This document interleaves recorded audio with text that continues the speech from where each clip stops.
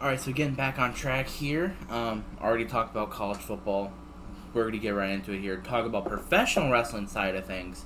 And if you don't like professional wrestling, this is probably where your part of the watching ends for you. Unless you just want to wait until the video clips come out of what I'm trying to talk about here on the podcast. Alright. We're going to start off Payback. SmackDown had a good show. Building it up. We're going to get right into it. So, Becky Lynch versus Trish Stratus in a steel cage match. My first initial thought going into this match, I was not really excited for it. Based off what we've seen at Night of Champions and based on what we've seen a couple weeks ago, I was like, this ain't going to be that very good. And they come in the match and they have a 20-minute banger to end the rivalry off.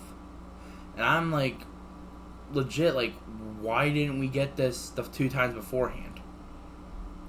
Like, they were alright matches, but they weren't as good as we all expected.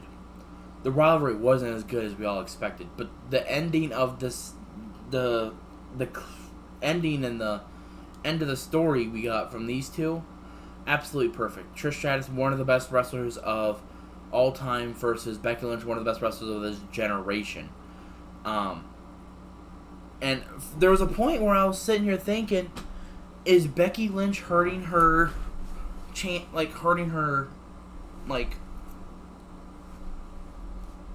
how do I put it? Her legacy. Is she ruining her legacy? Is Trish ruining her legacy? Because no one's going to sit there and talk about 2023 when her and Becky Lynch went at it. Based off that match, they're not going to remember the other 2 matches. They're going to go, remember that Trish Stratus Becky Lynch match at Payback 2023? That's something you're going to be proud of. That's something you're going to be talking to people about for the years to come. The match I thought was very, very good.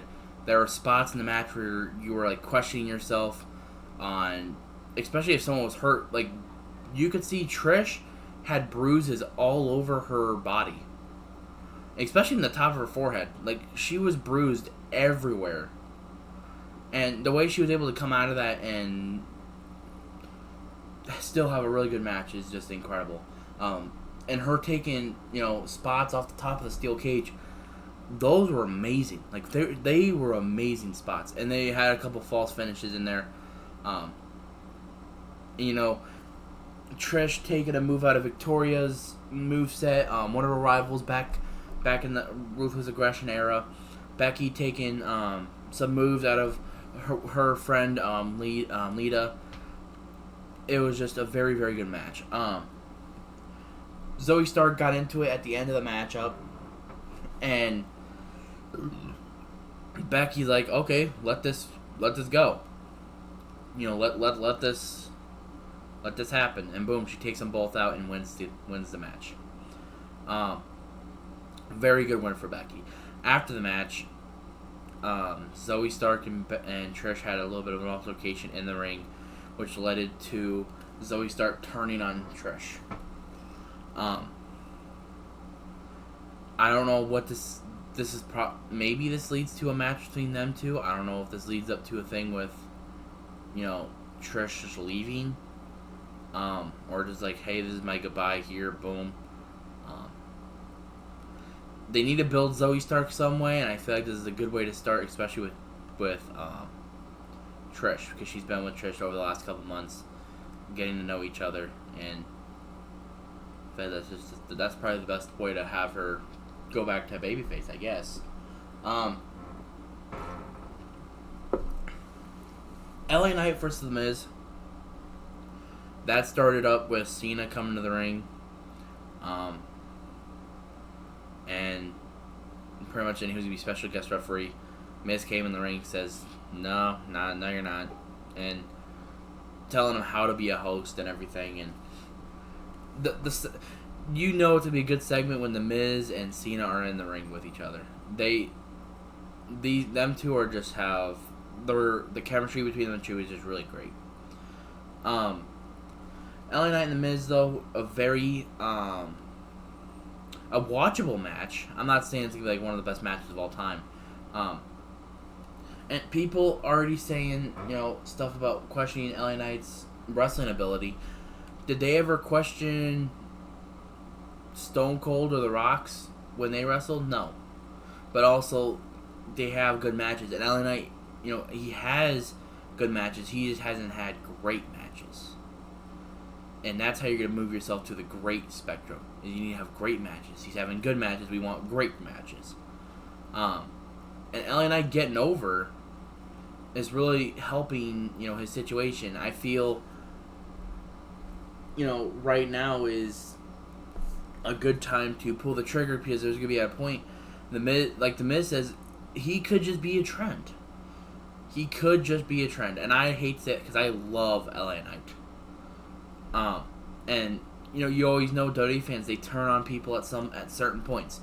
It's like bipolar. They turn on them, and then they like them. Then they turn on them, and then they like them. And the match between LA Knight and The Miz, I thought was a very decent, well-rounded matchup. And by the way, with Becky and Trish, I gave them a 4.25. This match, I'm giving a 3.75. So now we're gonna get into it with Rey Mysterio and the Theory. Overall, I think the match was just it was pretty much like a regular SmackDown matchup. Nothing really special about it. Rey beat Theory, of course. The ending of the match I thought was very, very smooth. Rey trying to go for the 619. Theory counters it, gets him on him, and tries to go for the 8-count down, rolls up for the win. Very good ending of the match. That was just a very SmackDown type matchup. Like, it's a match you'll see on television, but not like pay-per-view. And pay-per-view matches, I always feel like they should be something special, because it's special to look forward to. And that was just one of those matches, is nothing really special happened. So I gave it a 3.5. And then we talk about Judgment Day and Sami Zayn and Kevin. Easily match of the night. This was easily the best match of the night overall. The street fight was absolutely brutal. It was amazing, but brutal. And it always starts with a good old brawl. We've seen blood. We've seen it from Kevin Owens tributing to Terry Funk with the shirt, and then we've seen blood from Kevin Owens. I feel like Kevin Owens is like the only one that's probably acceptable to have that because of the influence Terry Funk and the influence he has with a lot of the wrestlers that Kevin has known and worked with and been working with through his career. And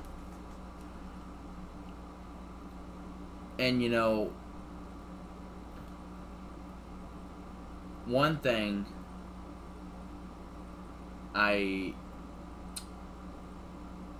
worried about was Kevin Owens doing a swanton bomb off the fans thing, where the fans are, to the back down to the swanton bomb to Dominic Mysterio. That was absolutely amazing, but it looked like he looks like he is gonna be limping for a couple days. That stuff was absolutely brutal. Especially when you hit your butt on the ground, that's gonna hurt. The match, Judgment Day gets involved like every other match, and they end up winning the tag titles. There were spots where you thought Kevin was gonna win, or Kevin and Sami, and you thought spots where Judgment Day was gonna win it.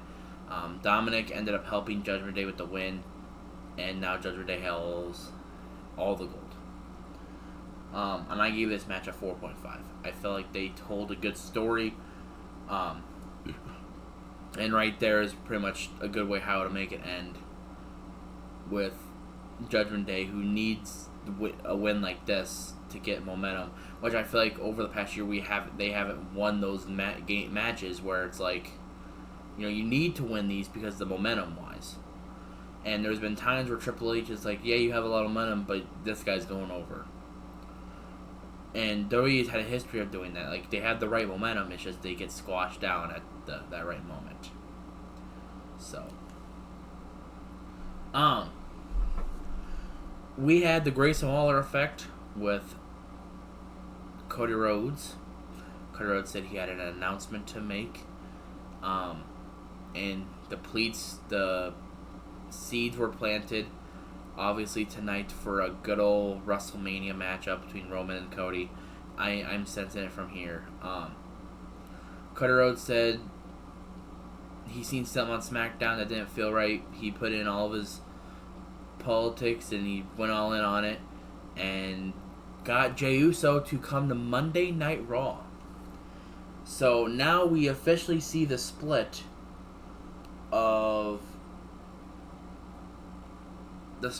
with Jimmy and Jay. They have new theme songs. Jimmy has a Roman Reigns type remix. Jay more has like a Uso theme song remix. Very, very good. I like them. Like to see. And I'm gonna be coming to Monday Night Raw in Omaha, October 9th. So that's gonna be a very good thing to see is Jay Uso. Also, you can already see the plants were already seated right then and there to get Roman and Jay, or Roman and Cody, because Paul Heyman's always like, don't mess with bloodline business, and the one man that has problems with Roman got in bloodline business, and that's really where it comes down to. He messed with the bloodline, and maybe Cody Rhodes. They never said if Cody Rhodes is going to SmackDown or if he's staying on Raw. I was like, maybe a trade happened. I don't know. But it's gonna be very interesting to see what we can have for this. Rhea versus Raquel.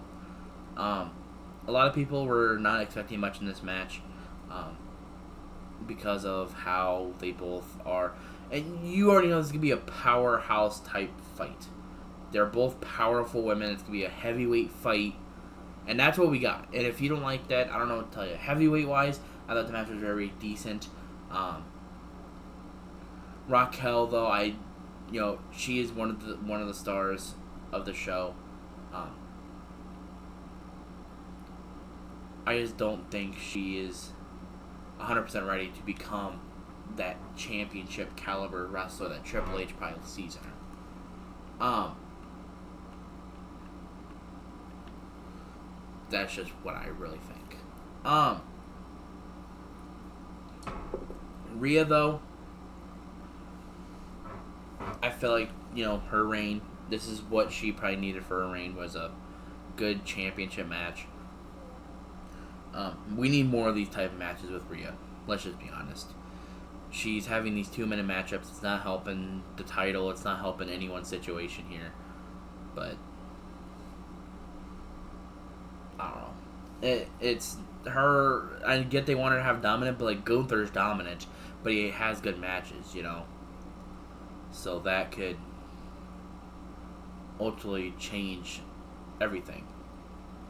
But overall, I thought the match was decent. I gave it a 3.5, just like I gave Ray in Theory.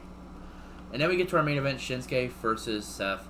And, well, going into the match, I thought Seth was going to win, but I had a feeling that Shinsuke was going to have his big moment, his first pay-per-view main event in WWE.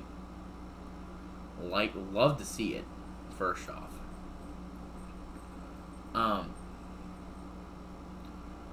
The match, I felt they were obviously building something up. They told a story. Seth, man, he was selling that back really well throughout that entire matchup. And also, you could say it's selling, but I also think that he had a good. He was probably in pain as well. So the match, I thought, told a really good story. A very long, good match. Seth Rollins won. Off a one curb stomp, I was hoping to get 2 out of there, but it didn't happen. And when Seth won, I instantly thought, well, there goes Shinsuke's momentum. This was the right time for Shinsuke to win. He lost. Coming to find out, after it went off air, Shinsuke attacked Seth, which is obviously going to lead up to a match at Fastlane. And if it's going to happen, if Shinsuke wins, I'll be at the Raw right after Fastlane. I'm getting ready. But I feel like if they have a rematch, Shinsuke should definitely win the match. He is very deserving of a title and having a world title and everything. But if he loses again, then I really don't understand what the point was having him turn heel and having all this momentum when they're just going to crumble it right in front of us. Because this character that he's doing right now and what they're doing with him right now is very, very good. And it's his Japan style of himself. And that's the most dangerous Shinsuke you could probably ask for in 2023. So, those were my payback reactions here. I'm going to get into it, though, with some all-out talk.